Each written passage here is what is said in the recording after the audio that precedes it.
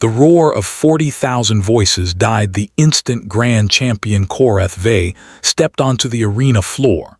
And in that silence, a farmer named Ellis Marrow adjusted his grip on a rusted plow blade and wondered if he was about to die for the crime of feeding his neighbors. The Zurathi hegemony had ruled this quadrant of space for 6 centuries through conquest, tribute, and the arena at Vosk Colony, a coliseum carved from a dead moon where champions settled disputes the hegemony found too tedious to fight themselves. Today's dispute was simple. Human farmers on the agricultural world of Callow Hollow had refused to hand over their entire harvest to hegemony tax collectors, a harvest that meant the difference between their children eating through winter and their children not eating at all. Governor Threl Adasi, amused by the audacity, offered them a choice that wasn't really a choice at all. Send a champion to the arena, or send everyone to the mines. Ellis Marrow was 51 years old, built like a fence post, with hands cracked from 30 years of turning soil that didn't want to be turned. He had never held a real weapon in his life. He volunteered anyway, because nobody else on Callow Hollow had a family small enough to risk losing, and because somebody had to, and Ellis had never once in his life been the kind of man who let somebody else carry a weight he could carry himself. Koreth Vey had killed 43 opponents in the arena without losing a single match. He stood 9 feet tall, armored in plates forged from meteoric iron, wielding a blade that hummed with a molecular edge capable of parting steel like water. He looked at Ellis Marrow, at the plow blade in his shaking hands, at the coveralls stained with dirt from a world he'd never bothered to learn the name of, and he laughed, a sound like boulders grinding together. "They send me a farmer," Koreth said, his voice booming across the Coliseum through translator implants every spectator wore. "Governor Adasi insults me." "I ain't here to insult nobody," Ellis said, and his voice, small and flat and utterly without fear, carried further in that silence than Koreth's laugh ever had. "I'm here because my neighbors got kids that need to eat come winter, and you people decided that don't matter." The crowd murmured. Governor Adasi, watching from his private box with a goblet of something dark and expensive, leaned forward with the first flicker of interest he'd shown all season. Nobody in that arena, not the governor, not the champion, not the 40,000 aliens who had gathered to watch a farmer die entertaining, understood what Ellis Marrow actually was. They saw sun-weathered skin and calloused hands, and assumed those things meant weakness, the same mistake conquerors have made about the conquered since the first empire ever rose on the first world ever settled. What they didn't know was that Ellis Marrow had grown up wrestling steers twice, his body weighed into submission, before he was 14 years old. That he had spent 3 decades hauling irrigation pipe across fields in gravity slightly heavier than Earth standard, building a body that didn't look strong because it had never needed to look like anything. It had only needed to work, every day, without complaint, for longer than most men could imagine enduring. What they didn't know was that farming on a hostile frontier world meant learning to read weather the way soldiers read a battlefield, to anticipate disaster 3 days before it arrived, to move with patient, economical precision, because wasted motion on a farm meant wasted years. Ellis Marrow had never held a sword. But he understood timing, weight, leverage, and patience better than any soldier the hegemony had ever trained, because the soil had taught him those lessons every single day since he was a boy, and the soil did not forgive mistakes twice. The horn sounded.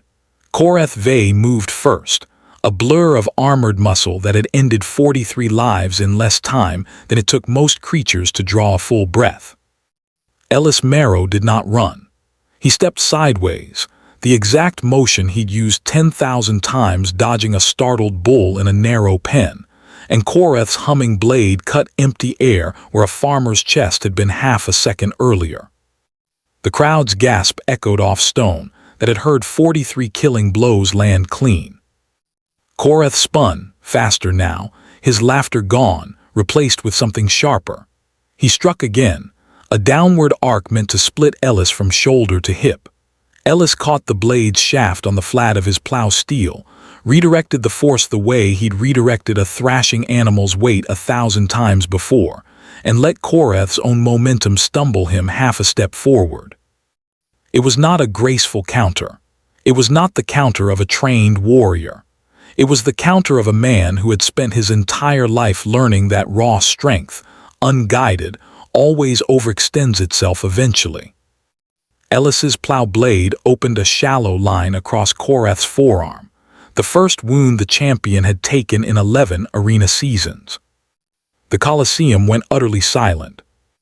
Korath Vey stared at the thin line of dark blood welling up beneath his meteoric armor, and something in his ancient, arrogant certainty cracked for the first time in his long and undefeated career.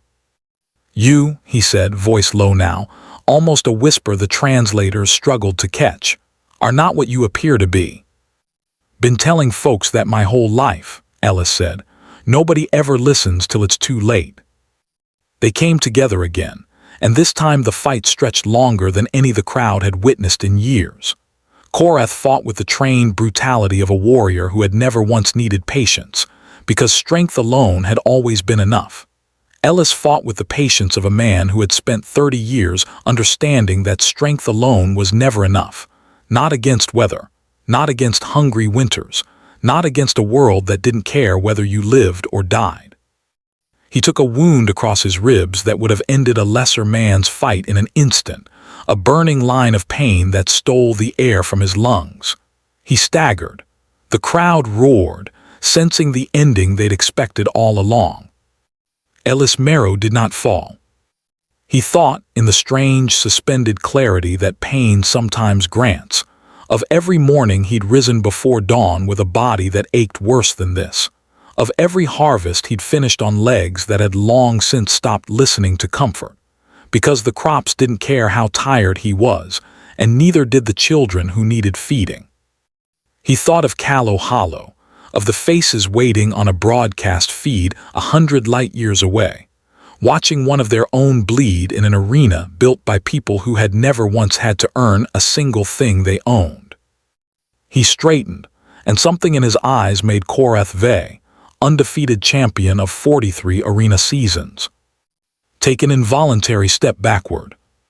"You're tired," Ellis said, blood on his teeth, voice steady as bedrock. "I can see it.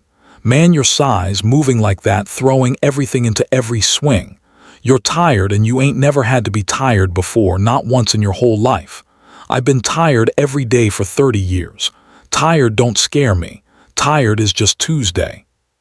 Korath came at him one final time, a strike meant to end everything, every ounce of his considerable strength behind a blade humming loud enough to drown out the crowd screaming.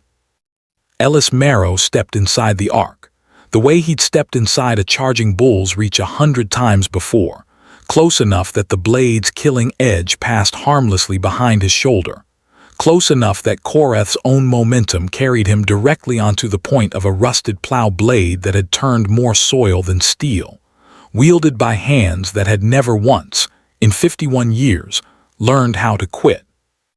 The champion of the hegemony arena, undefeated across 11 seasons and 43 kills, dropped to his knees in the dirt of Vosk Colony, and the silence that followed was the loudest sound Ellis Marrow had ever heard in his entire life. Governor Threll Adasi rose from his private box, face unreadable, and for a long, terrible moment nobody in that Colosseum breathed, because everyone understood that whatever happened next would echo far beyond a single farmer's fate. "The farmer," Adasi finally said, "wins." The words meant nothing legally binding. The hegemony did not keep promises to lesser species out of principle. But 40,000 spectators had watched it happen, had watched the broadcast feed carry it across a dozen systems in real time, and a governor who reneged on a public arena verdict in front of that many witnesses would find his own superiors asking uncomfortable questions about his competence. Callow Hollow kept its harvest that winter. No child went hungry. And across 100 worlds under hegemony control, in mining colonies and agricultural settlements and factory stations, where humans toiled beneath alien masters who assumed a species that didn't fight back simply couldn't. People watched the recording of a farmer bleeding in an arena and refusing to fall. And something in each of them shifted, quiet and permanent, like a seed finally cracking open beneath soil that had held it too long. Ellis Marrow did not become a symbol by choice. He went home to Callow Hollow, to fields that needed tending regardless of what he'd done in an arena 100 light-years away, and he picked up a new plow blade because the old one had a permanent bend in it that made it useless for turning earth. He never gave interviews. He never accepted the title people tried to hang on him. When reporters found their way to his farm months later, hungry for a hero's story, he told them the same thing every time, standing in a field with dirt under his fingernails and sweat on his brow, exactly as he'd always been. "I ain't no hero," he said. "I'm just a farmer who got tired of watching people go hungry so somebody else could get richer. Any of you would have done the same. You'd been standing where I was standing."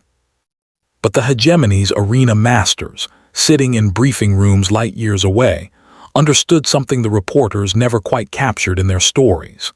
They understood that an empire built on the assumption of easy conquest had just watched 40,000 witnesses see that assumption bleed out onto arena sand, and assumptions like that, once broken, did not put themselves back together.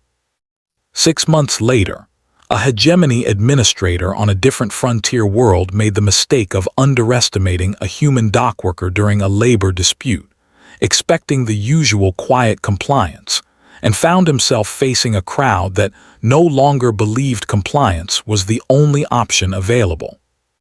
The fire that started in that vast colony arena did not stay contained to one farmer, one harvest, one small and stubborn world on the edge of hegemony space. It spread the way fires on dry ground always spread, quietly at first, catching in places nobody thought to watch, until an empire that had ruled through the simple, unshakable certainty that the conquered would always kneel found itself facing something it had never once prepared for. People who had stopped believing kneeling was the only thing left to do. Ellis Marrow never fought in another arena. He never needed to. His single fight had already done what 100 arena victories never could, planting something in the minds of every watching world that no hegemony decree could uproot again. He lived out his years on Callow Hollow exactly as he always had, rising before dawn, working the soil until his back ached, feeding a community that had learned, because of him, that being underestimated was not the same thing as being weak. And sometimes, on quiet evenings when the work was done, and the fields lay dark and still beneath an alien sky, Ellis Marrow would think about Koreth Ve, about the look in the champion's eyes in that final moment, the look of a man realizing far too late that he had spent his entire life measuring threats by the wrong yardstick. Strength, Ellis had learned across 30 hard years of turning stubborn earth, was never about how loud you could roar or how sharp your blade could cut. It was about who was still standing when everyone expected you to fall. And on that count, no empire in 11,000 years of conquest had ever truly understood a farmer's heart, patient, stubborn, and built from the ground up to endure exactly the kind of long, quiet fight that empires never saw coming until it was already far, far too late.